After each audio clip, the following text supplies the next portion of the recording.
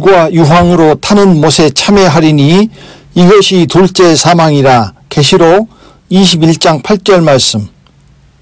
사람들은 자신이 살아있다고 생각합니다. 그러나 그것은 성경적으로 틀린 말입니다. 성경은 우리 모두 죽었다고 말씀하고 있습니다. 둘째 사망은 먼저 첫째 사망이 있었다는 말입니다. 즉 우리는 현재 첫째 사망을 당한 상태에 있다는 것을 의미합니다. 첫 번째, 첫째 사망입니다. 이 첫째 사망은 에덴에서 선악과를 금하신 하나님의 말씀을 범함으로써 왔다고 기록하고 있습니다. 한 사람의 범죄를 인하여 사망이 그 한 사람으로 말미암아 왕노릇하였은즉 로마서 5장 17절 말씀. 그러므로 에덴의 하나님의 형상에서 첫째 사망을 당한 상태가 지금의 인간입니다. 그래서 사망이 죄로 말미암아 모든 인간에게 왕노릇하고 있습니다. 첫째 사망은 영원 불멸한 하나님의 형상이었던 사람이 인간이 되어버렸고 죽게 되었으며 심판 아래 갇히게 되었습니다. 한 번 죽는 것은 사람에게 정하신 것이요 그 후에는 심판이 있으리니 히브리서 9장 27절 말씀. 원래 하나님의 형상을 가리키는 단어가 사람이고 현재 상태는 인간입니다. 하나님이 가라사대 우리의 형상을 따라 우리의 모양대로 우리가 사람을 만들고 창세기 1장 26절 말씀. 첫째 사망을 당한 상태가 인간이며 말 그대로 사이에 있다, 중간에 있다는 의미입니다. 중간에 있다는 것은 다시 하나님의 형상으로 회복하는 것과 아니면 둘째 사망으로 들어가느냐의 사이에 있다는 의미입니다. 이것은 영과 육신 사이에서 생명과 사망 사이에 처해 있다는 것인데 이것은 나중에 자세히 말씀드리겠습니다. 육신을 쫓는 자는 육신의 일을, 영을 쫓는 자는 영의 일을 생각하나니 육신의 생각은 사망이요 영의 생각은 생명과 평안이니라. 로마서 8장 5절부터 6절 말씀. 이것이 사이에 있다는 인간이라는 의미입니다. 그러므로 첫째 사망은 하나님의 형상으로 회복하느냐 아니면 둘째 사망으로 가느냐의 생과 사의 중간에 서 있다는 말입니다. 그래서 우리가 둘째 사망으로 가지 않고 말씀으로 하나님의 형상을 회복하려 하고 있는 것입니다. 그것이 생명길입니다. 그것은 생명으로 첫째 사망을 이기고 처음에 하나님의 형상으로 돌이키고 회복하려는 것입니다. 첫째 사망을 이기고 우리를 살리는 것은 오직 생명뿐입니다. 지금 우리가 그 길을 가고 있는 것입니다. 이것은 6,000년 동안 인간이 사람으로 하나님의 형상으로 창조되어 가고 있는 것을 의미합니다. 그것을 완성하는 것이 늦은 비입니다. 첫째 사망으로 죽은 자 가운데서 생명으로 살리심을 받은 자만 사망을 이기고 공중으로 올라가는 것입니다. 첫째 사망으로 죽어있는 이 상태를 성경은 잠을 잔다라고 표현했습니다. 그러므로 지금의 인생은 일장 춘몽이라고 했듯이 하나님의 형상이 잠에 빠져 꾸는 꿈이라고 할 수 있습니다. 일종의 가상세계입니다. 진짜 세상이 아닙니다. 진짜 세상은 우리가 잠에서 깨어난 세상입니다. 잠에서 깨어나면 우리는 원래의 하나님의 형상으로 되돌아갈 것입니다. 그러므로 이르시기를 잠자는 자여 깨어서 죽은 자들 가운데서 일어나라. 그리스도께서 내게 비추시리라 하셨느니라. 에베소서 15장 4절 말씀. 일어나라 빛을 발하라. 이는 내 빛이 이르렀고 여호와의 영광이 내 위에 임하였음이니라. 이사야 60장 1절 말씀. 그리스도께서 비추실 때 여호와의 영광이 임하였을 때가 잠에서 깨어 일어나야 할 때입니다. 그리스도께서 비추시는 것과 여호와의 영광은 깨어 일어나야 할 아침의 해를 상징합니다. 깊은 잠에서 우리의 영혼을 깨우는 늦은 비의 말씀을 의미합니다. 율법과 이른 비에 있는 자는 소경이라고 했습니다. 이것을 다른 말로 표현하면 눈을 감고 잠들어 있는 상태인 것입니다. 깨어 일어나는 것은 눈을 뜨는 것입니다. 늦은 비로 눈이 밝아지고 계시록의 말씀으로 안약을 눈에 발라 보게 되는 것입니다. 잠에서 깨어나지 못하면 영원히 깨어나지 못하는 꿈속으로 빠집니다. 그것이 둘째 사망의 꿈입니다. 예수께서 십자가에 달리심은 죄인된 인간을 대속하여 첫째 사망에서 하나님의 형상으로 회복하시기 위함이었습니다. 인류의 역사가 바로 첫째 사망에 빠진 인류를 잃어버린 하나님의 형상으로 회복하는 과정이며 예수께서 말씀의 씨앗을 뿌리시면서 시작되었고 이제 그 열매를 거두어드리는 마지막이 왔으니 결코 이것을 놓치지 마시기를 간절히 기도드립니다. 두 번째, 율법과 계명입니다. 계명과 율법은 여러 가지로 이야기할 수 있으나 율법은 일반법, 계명은 특별하고 중요한 사항을 제정한 훨씬 더 엄한 특별법이라고 할 수 있습니다. 이는 계명으로 말미암아 죄로 심히 죄되게 하려 함이니라. 로마서 7장 13절 말씀. 원래 계명은 우리를 생명에 이르게 하기 위하여 주신 선한 것이지만 그것을 지키지 못함으로 도리어 사망에 이르게 하는 것이 되어버렸다고 하였습니다. 생명에 이르게 할 그 계명이 내게 대하여 도리어 사망에 이르게 하는 것이 되었도다. 로마서 7장 10절 말씀. 중요한 계명들을 살펴보면 첫 번째, 맨 처음 계명은 에덴에서 선악과를 따먹지 말라고 아담에게 주어졌습니다. 계명은 생명에 이르게 하기 위하여 주신 것이었기 때문에 아담과 하와는 선악과가 아니라 생명나무로 갔어야 하는 것입니다. 그러나 선악과를 따먹음으로써 도리어 그 계명이 죽이는 것이 되어 지금의 첫째 사망으로 빠졌습니다.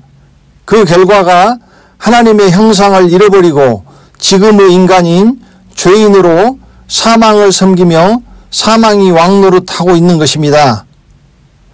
둘째는 이스라엘에게 율법과 십계명이 주어졌습니다. 셋째는 예수님이 오셔서 이른 비의 계명이 주어졌습니다. 예수께서 가라사대 네 마음을 다하고 목숨을 다하고 뜻을 다하여 주 너의 하나님을 사랑하라 하셨으니 이것이 크고 첫째 되는 계명이요 둘째는 그와 같으니 네 이웃을 네 몸과 같이 사랑하라 하셨으니 이 두 계명이 온 율법과 선지자의 강령이니라. 마태복음 22장 37절부터 40절 말씀. 이 계명을 행하며 가르치는 자는 천국에서 크다 일컬음을 받고 지극히 작은 것 하나라도 버리고 그같이 가르치는 자는 천국에서 지극히 작다 일컬음을 받게 됩니다. 넷째는 늦은 비의 계명을 주셨습니다. 우리가 이 계명을 주께 받았나니 하나님을 사랑하는 자는 또한 그 형제를 사랑할지니라. 요한일서 4장 21절 말씀. 이른 비는 이웃사랑이지만 늦은 비는 형제사랑입니다. 형제를 사랑하지 않으면 생명으로 공중으로 지성소로 들어가지 못합니다. 우리가 형제를 사랑함으로 사망에서 옮겨 생명으로 들어간 줄을 알거니와 사랑치 아니하는 자는 사망에 거하느니라. 요한일서 3장 14절 말씀. 형제를 사랑하는 것이 무엇인지는 다음에 자세히 말씀드릴 것입니다. 다섯 번째로 요한계시록 후 환란에 들어가는 자들에게 계명을 주셨습니다. 성도들의 인내가 여기 있나니 저희는 하나님의 계명과 예수 믿음을 지키는 자니라. 요한계시록 14장 12절 말씀. 짐승과 그의 우상에게 절하지 말고 오른손이나 이마에 짐승의 표를 받는 것을 금하신 계명입니다. 또 짐승의 우상에게 경배하지 아니하는 자는 몇이든지 다 죽이게 하더라. 저가 모든 자 곧 작은 자나 큰 자나 부자나 빈궁한 자나 자유한 자나 종들로 그 오른손이나 이마에 표를 받게 하고 누구든지 이 표를 가진 자 외에는 매매를 못하게 하니 이 표는 곧 짐승의 이름이나 그 이름의 수라. 지혜가 여기 있으니 총명 있는 자는 그 짐승의 수를 세어보라. 그 수는 사람의 수니 666이니라. 계시록 13장 15절부터 18절 말씀. 또 다른 천사 곧 셋째가 그 뒤를 따라 큰 음성으로 가로되 만일 누구든지 짐승과 그의 우상에게 경배하고 이마에나 손에 표를 받으면 거룩한 천사들 앞과 어린 양 앞에서 불과 유황으로 고난을 받으리니 그 고난의 연기가 세세토록 올라가리로다. 계시록 14장 9절부터 11절 말씀. 죽음으로 이 계명을 지키는 자는 구원을 얻어 성소로 들어가고 지키지 못한 자는 유황 불못, 결국 둘째 사망으로 가는 것입니다. 첫째 사망의 계명은 에덴에서 주어졌고 이제 둘째 사망의 계명이 환란에 들어가는 자들에게 주어지는 것입니다. 하나님을 사랑하는 것은 이것이니 우리가 그의 계명들을 지키는 것이라. 그의 계명들은 무거운 것이 아니로다. 요한일서 5장 3절 말씀. 또 사랑은 이것이니 우리가 그 계명을 쫓아 행하는 것이요 계명은 이것이니 너희가 처음부터 들은 바와 같이 그 가운데서 행하라 하심이라. 요한 2서 1장 6절 말씀. 세 번째, 둘째 사망입니다. 귀 있는 자는 성령이 교회들에게 하시는 말씀을 들을지어다. 이기는 자는 둘째 사망의 해를 받지 아니하리라. 계시록 2장 11절 말씀. 성령의 말씀을 들을 귀 있는 자만 죽음으로 환란을 이길 것입니다. 그리하여 구원을 얻고 첫째 부활에 참여하여 둘째 사망이 그들을 다스리는 권세가 없고 둘째 사망의 해를 받지 않을 것입니다. 이 첫째 부활에 참여하는 자들은 복이 있고 거룩하도다. 둘째 사망이 그들을 다스리는 권세가 없고 계시록 20장 6절 말씀. 이 말씀을 뒤집어서 해석하면 성령의 말씀을 들을 귀가 없는 자는 환란을 이기지 못하고 둘째 사망으로 들어간다는 의미가 됩니다. 또 내가 보니 죽은 자들이 물론 대소하고 그 보좌 앞에 섰는데 책들이 펴 있고 또 다른 책이 펴졌으니 곧 생명책이라. 죽은 자들이 자기 행위를 따라 책들에 기록된 대로 심판을 받으니 바다가 그 가운데서 죽은 자들을 내어주고 또 사망과 음부도 그 가운데서 죽은 자들을 내어주매 각 사람이 자기의 행위대로 심판을 받고 사망과 음부도 불못에 던지우니 이것은 둘째 사망 곧 불못이라. 누구든지 생명책에 기록되지 못한 자는 불못에 던지우더라. 계시록 20장 12절부터 15절 말씀. 첫째 사망은 영원한 생명과 영원한 죽음인 둘째 사망의 중간에 떨어진 상태입니다.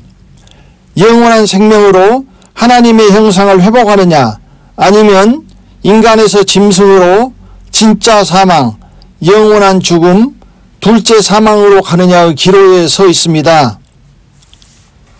처음 에덴에서처럼 생명의 나무와 죽음의 나무 중 하나를 선택해야 하는 상황이 다시 우리 앞에 벌어지고 있는 것입니다.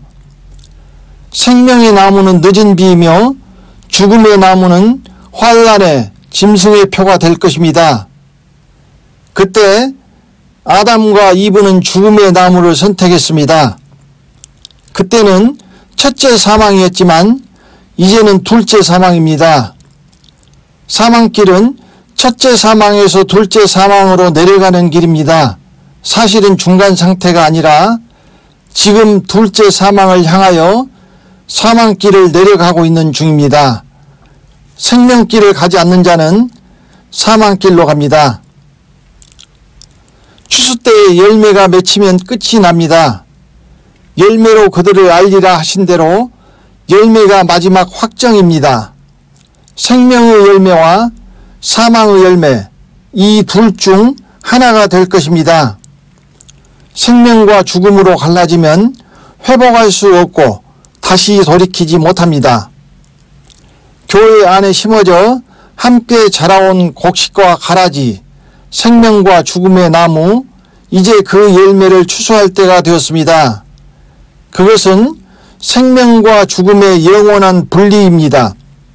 곡식과 가라지가 완전하게 분리되고 갈라져 추수됩니다.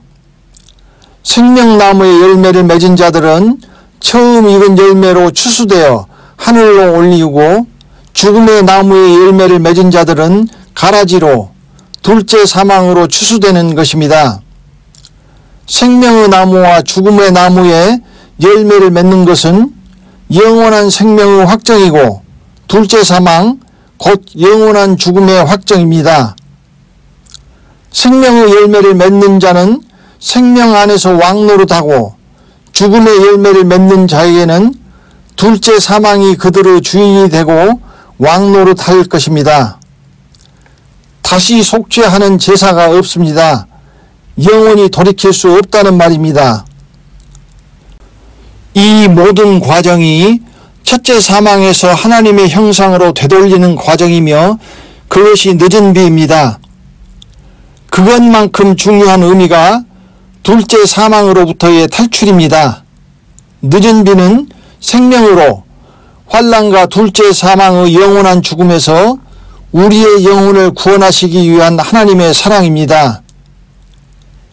오직 하나님은 미쁘사 너희가 감당치 못할 시험당함을 허락지 아니하시고 시험당할 즈음에 또한 피할 길을 내사 너희로 능히 감당하게 하시느니라. 고린도전서 10장 13절 말씀. 우리의 영혼을 둘째 사망으로 사냥하기 위하여 얼마나 무서운 올가미가 펼쳐지고 있는지 아십니까? 음부의 줄이 나를 두르고 사망의 올무가 내게 이르렀도다. 시편 18편 5절 말씀. 탈출하는 길은 공중 말고는 없습니다. 미리 피할 길을 주시는 것이니 결단코 놓치지 마시기 바랍니다. 이러므로 너희는 장차 올 이 모든 일을 능히 피하고 인자 앞에 서도록 항상 기도하며 깨어있으라 하시니라. 누가복음 21장 36절 말씀. 그러나 강제로 할 수 없습니다. 중간에 있는 스스로의 선택입니다. 그래서 늦은 비의 말씀이 밖에 서서 문을 두드리며 열어주기를 기다리는 것입니다. 지금 여러분의 문 밖에서 두드리는 늦은 비는 생명으로 초대장입니다. 이것을 거부하면 이제 둘째 사망, 곧 영원한 죽음으로 초대장이 갈 것입니다. 생명으로 초대는 자유의지에 의한 선택이지만 둘째 사망으로 초대는 죽음으로 강제될 것입니다. 환난은 말 그대로 필생즉사 필사즉생입니다. 살려고 하면 영원히 죽을 것이요 죽으려고 하면 영원히 살 것입니다. 네 번째, 하나님의 공의입니다. 그렇다면 생명으로만 갈 수 있도록 하셔야지 왜 둘째 사망이 존재하는가? 그것은 하나님의 공의 때문입니다. 공의가 하나님의 길, 왕도입니다. 의와 공의가 주의 보좌의 기초라. 시편 89편 14절 말씀. 하나님이 어찌 심판을 굽게 하시겠으며 전능하신 이가 어찌 공의를 굽게 하시겠는가. 욥기 8장 3절 말씀. 공의는 한쪽으로 치우쳐 편벽되지 않는 것, 중도, 공평, 무사한 것을 의미합니다. 에덴에서 범죄로 인하여 죽을 수밖에 없는 인간을 구원하시기 위하여 아들 예수까지 십자가에 내어주신 것은 하나님의 사랑이지만 그것은 하나님의 공의가 요구한 것이었습니다. 하나님이 범죄한 인간을 구원하실 길은 오직 하나님의 공의를 이루는 방법 외에는 없습니다. 에덴에서 한 사람의 범죄로 모든 사람에게 사망이 왕노릇한 것처럼 모든 사람을 생명으로 다시 살릴 수 있는 한 사람의 의가 필요한 것입니다. 인간이 구원을 얻기 위하여 하나님의 공의를 이룰 수 있는 것은 바로 이 한 사람의 의였습니다. 한 사람의 순종치 아니함으로 많은 사람이 죄인 된 것 같이 한 사람의 순종하심으로 많은 사람이 의인이 되리라. 로마서 5장 19절 말씀. 그러나 모든 인간은 죄인이기에 대속의 능력이 없었습니다. 기록한 바 의인은 없나니 하나도 없으며 로마서 3장 10절 말씀. 모든 사람이 죄를 범하였음에 하나님의 영광에 이르지 못하더니 로마서 3장 23절 말씀. 오직 흠없고 죄 없는 의인의 피 흘림만이 인간의 대속의 희생 제물이 될 수 있었습니다. 오직 흠없고 점없는 어린 양 같은 그리스도의 보배로운 피로 한 것이니라. 베드로전서 1장 19절 말씀. 그래서 사도 요한은 사람 가운데 인간을 구원하기에 합당한 자가 없기로 크게 울었다고 했습니다. 토지를 영영히 팔지 말 것은 토지는 다 내 것임이라. 너희는 나그네요 우고하는 자로서 나와 함께 있느니라. 너희 기업의 온 땅에서 토지 무르기를 허락할지니. 레위기 25장 23절부터 24절 말씀. 가로되 이 모든 권세와 그 영광을 내가 네게 주리라. 이것은 내게 넘겨준 것이므로 나의 원하는 자에게 주노라. 누가복음 4장 6절 말씀. 사단에게 넘겨준 토지를 물려야 하는데 모든 사람이 죄를 지었음에 그 인을 떼기에 합당한 사람이 없었습니다. 내가 봄에 보좌에 앉으신 이의 오른손에 책이 있으니 안팎으로 썼고 7인으로 봉하였더라. 하늘 위에나 땅 위에나 땅 아래에 능히 책을 펴거나 보거나 할 리가 없더라.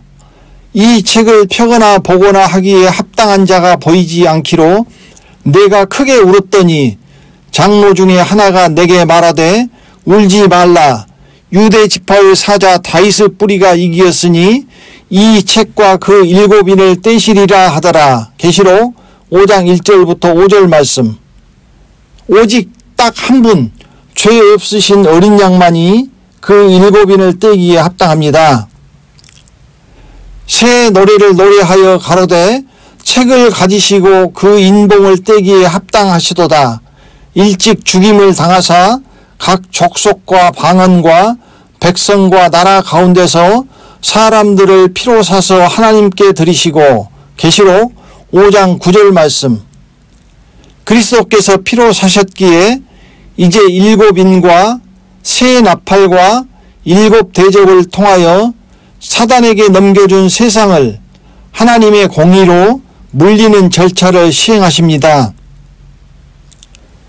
또 내가 하늘이 열린 것을 보니 보라 백마와 탄 자가 있으니 그 이름은 충신과 진실이라.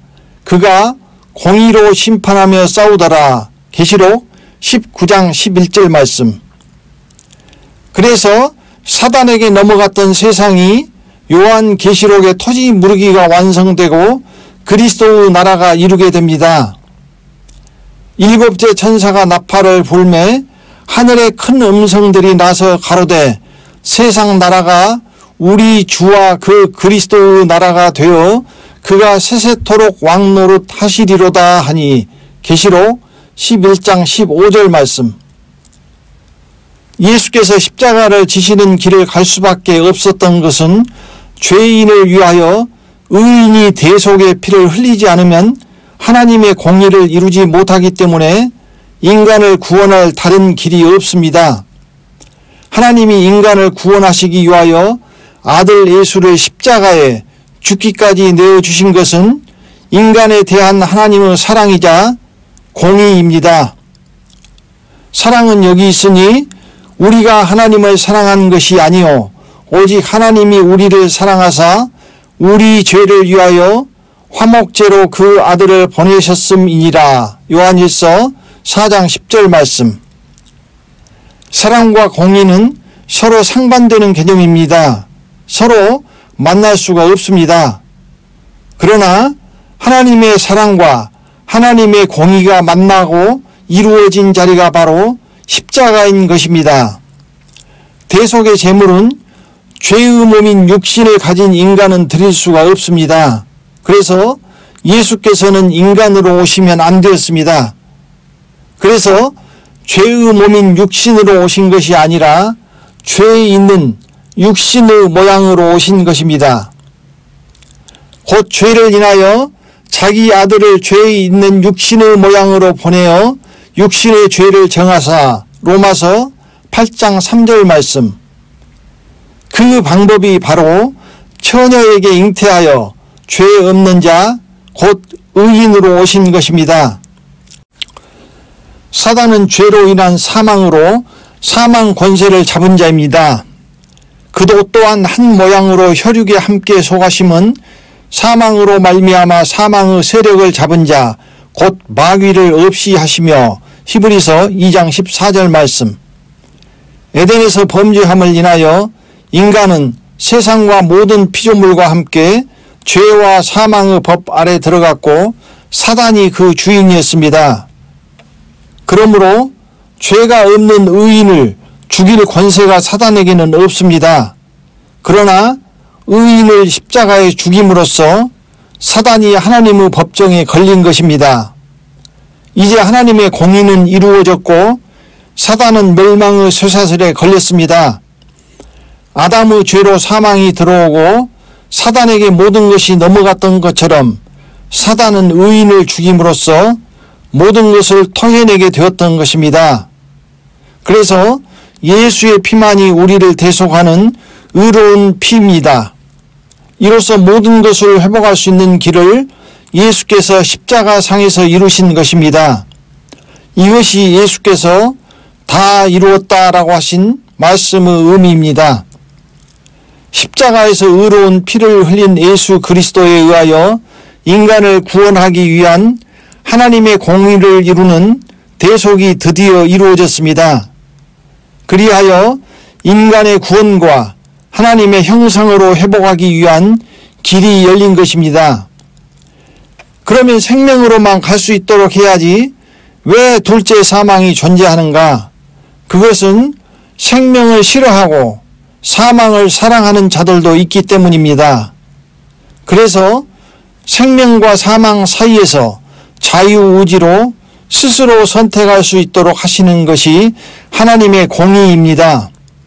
편벽됨 없이 한쪽으로 치우치지 않고 생명과 죽음, 영의 생각과 육신의 생각 사이에서 스스로 자유의지의 선택에 의하여 갈 수 있도록 균형을 잡는 것입니다.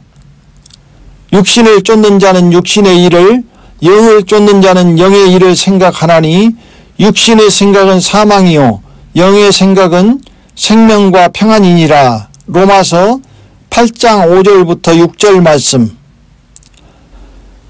육신을 선택하여 쫓는 자는 사망으로, 영을 쫓는 자는 생명으로 가도록 하신 것입니다. 선택은 각자 자신들의 몫입니다. 그래서 지금 이 사실을 알리는 것이 매우 중요합니다. 사망으로 가는 육신을 쫓는 것이 도대체 무엇인지 모르면 사망길로 가는 것입니다. 이것에 대해서는 나중에 자세히 이야기할 것입니다. 하나님도 공의에 의하여 그것을 강제하실 수가 없습니다. 바로 이러한 이유로 공의에 의하여 교회 안에 항상 생명의 나무와 죽음의 나무가 공존해왔습니다. 그래서 모든 사람이 예수 믿고 천국 가는 것이 아니라 수많은 사람이 죽음의 길로 갔습니다. 추수 때에 열매를 추수하면 완전하고 영원한 분리가 일어납니다.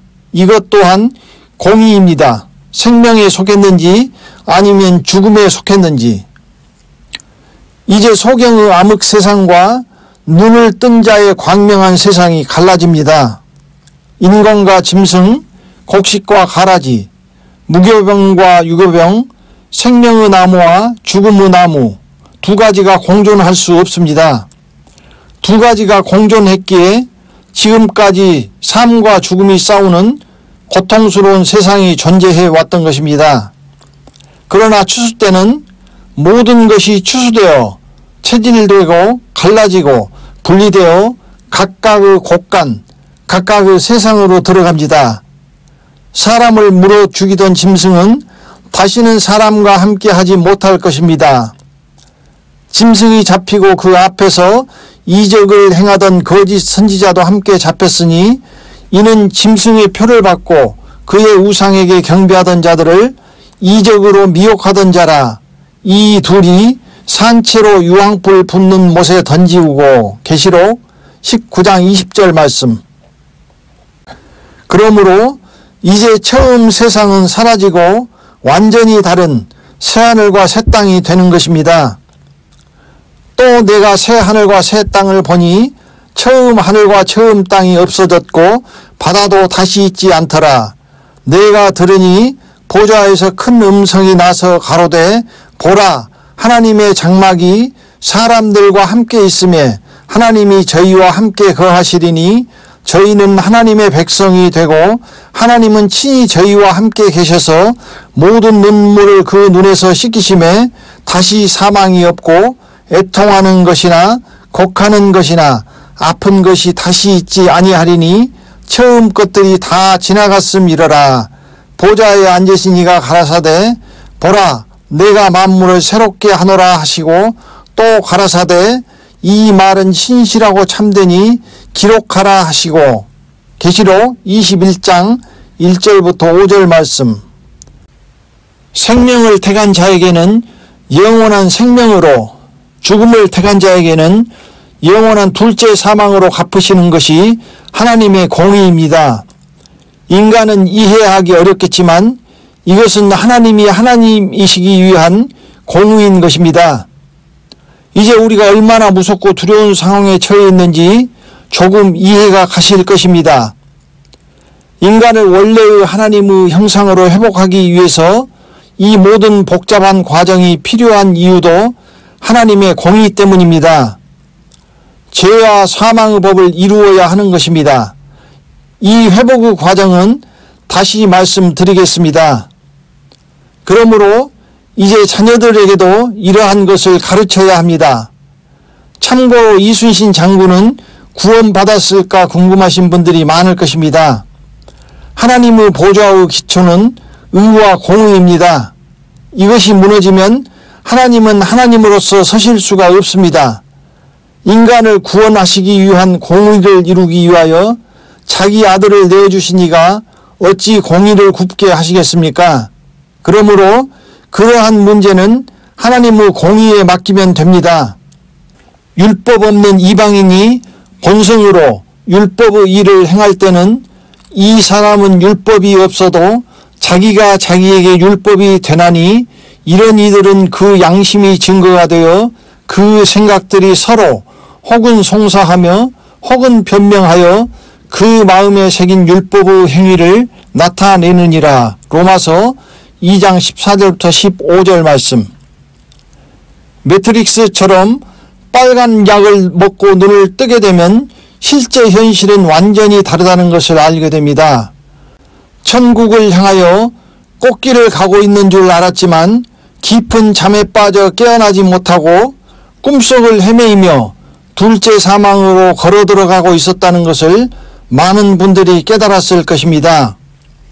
하나님은 만홀히 여김을 받지 않으십니다.